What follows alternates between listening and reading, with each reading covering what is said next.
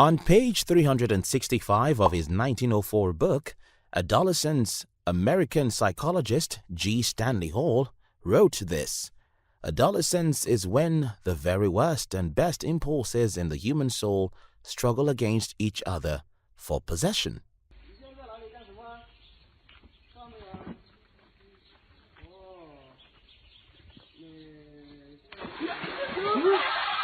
Before 1904, there was no formal study of adolescent psychology. But after Stanley Hall's book, many psychologists started studying what goes on in human brains during our teenage or adolescent years. In the 1950s, psychologists such as Erik Erikson and Anna Freud started to formulate their theories about adolescence. Erik Erikson coined the term identity crisis to represent the psychosocial crisis humans go through during this period. And in his 1968 book, Identity, Youth, and Crisis, Erikson wrote this: "In the social jungle of human existence, there is no feeling of being alive without a sense of identity."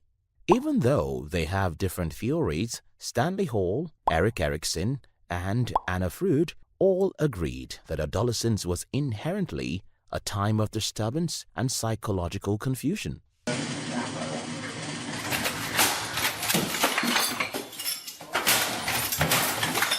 But what in specific terms causes this disturbance or confusion amongst teenagers?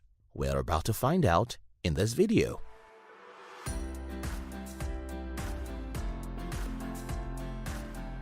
In his 2014 book, The Teenage Brain, Dr. Francis E. Jensen wrote, "The most important part of the human brain, the place where actions are weighed, situations judged, and decisions made, is right behind the forehead, in the frontal lobes. This is the last part of the brain to develop."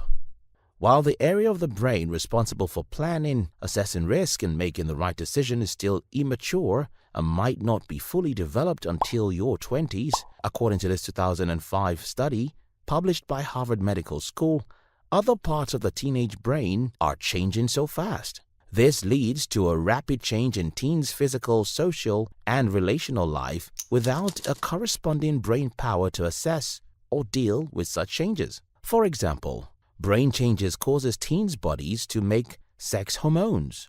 These hormones trigger many physical changes in the body, as well as sexual and romantic feelings, but also causes a teenager to seek emotionally charged experiences. So yes, a teen girl is now conscious of her physical appearance and can get moody whenever she thinks she's not beautiful enough. But she can also try texting while driving.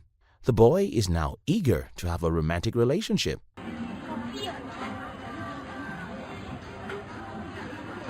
But he might also want to drive after drinking.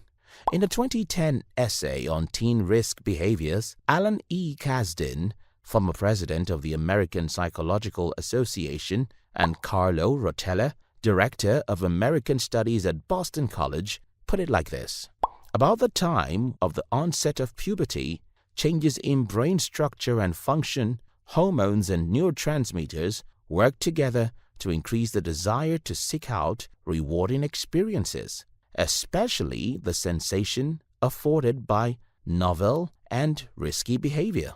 I like to call it the daredevil brain because oftentimes adolescents do really stupid things. Now, a teenager might want to drive 150 kilometers per hour to see how it feels, or party hard and have an intimate relationship with the opposite sex.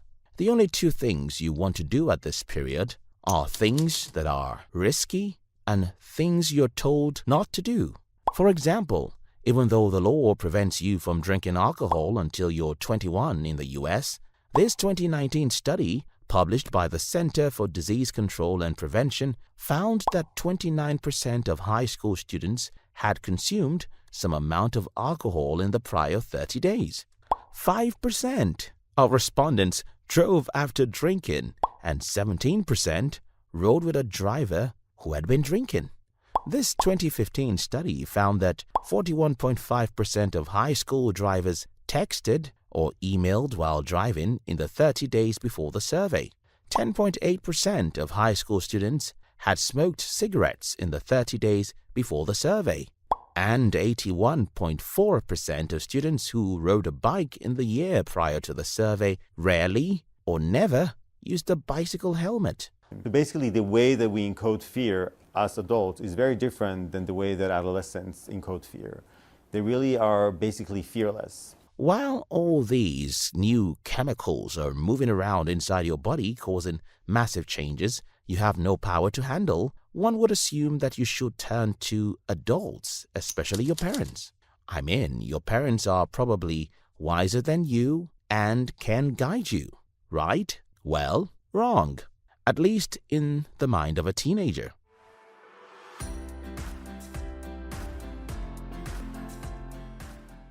My mom is crazy, psycho, she's over the top. My dad's violent, uneducated, he's ignorant. Unfortunately, as we get into our teenage years, the period we most need our parents, we start despising them. In a 2016 book, Untangled, Lisa Damour wrote, "It's bad enough to be rejected by your daughter. It's worse that it happens right when you feel that she needs you most. Instead of having a good relationship with our parents, we prefer the company of other teenagers, people who have the same immature brains and confusing problems as ours. Aside from our parents, we don't like the company of adults and often think we know better than them at this period." Because adolescents like to think that they know best. In my previous video on why humans are not reasonable, I talked about the fact that humans are people of tribes who see truth and fact from the eye of their tribes. In that video, I quoted from James Clear's 2018 book, Atomic Habits, in which he wrote, "Humans are herd animals. We want to fit in, bond with others, and earn the respect and approval of our peers. Such inclinations are essential to our survival. While it's natural for humans to belong to tribes, groups, and form like-minded associations, the difference between how adults do it and how teenagers do it is in the immature brain of a teenager. For example, teens might try smoking or dress provocatively, even though they know it's harmful, simply because all their friends are doing it and are encouraging them to do it too.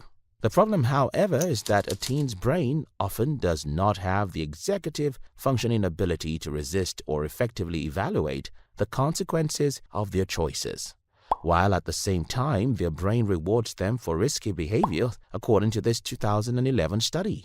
This 2013 research shows that the teen brain has a higher need and rewards for new, exciting, and intense stimulation than an adult brain, even though what a teenager calls exciting is typically risky. What makes peer pressure even scarier is that it doesn't have to be a conscious thing. For example, your friends don't have to tell you that they want you to dye your hair green, drive without using a seatbelt, or go to a party or wear certain clothes. Most peer pressures are nonverbal, in fact, even unconscious. So all you need to feel the pressure is to see one or a few teenagers like you doing certain things. This now brings us to the subject of the internet. I have an 11-year-old daughter who has been watching the internet a lot, and she has become infatuated with a girl named Danielle from the Dr. Phil show, whose catchphrase is, "Catch me outside, how about that?"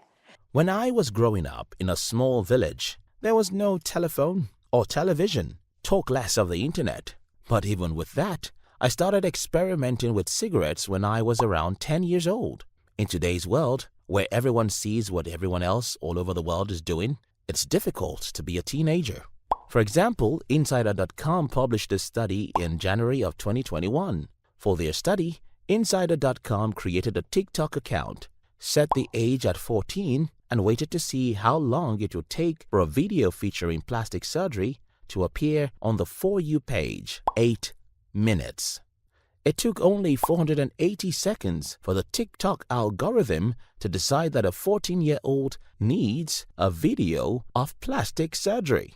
The hashtag plastic surgery has over 3.8 billion views on TikTok.